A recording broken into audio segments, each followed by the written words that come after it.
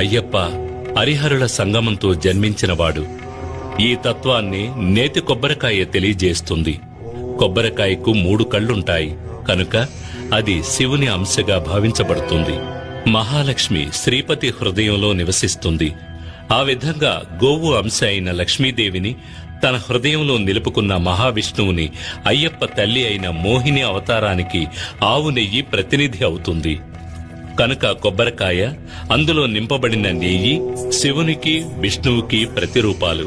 తన తల్లిదండ్రులను గుర్తు చేసే ఈ ప్రసాదాన్ని స్వామికి నివేదించడం వల్ల ఆయన ఎంతో సంతోషిస్తాడు, భక్తులను అనుగ్రహిస్తాడు.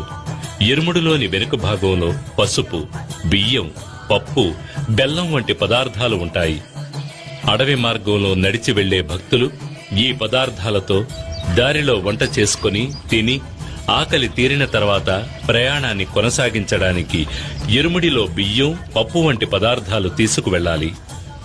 అయ్యప్ప దర్శనార్థం వెళ్లే భక్తులు తల మీద మోసుకు వెళ్లే పదార్థాలు ప్రయాణంలో కొద్ది కొద్దిగా తరుగుతున్నట్టు వారి అహంకారం కూడా తరిగిపోవాలి.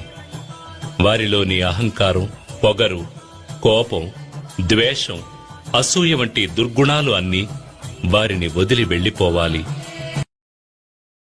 Download ShareChat.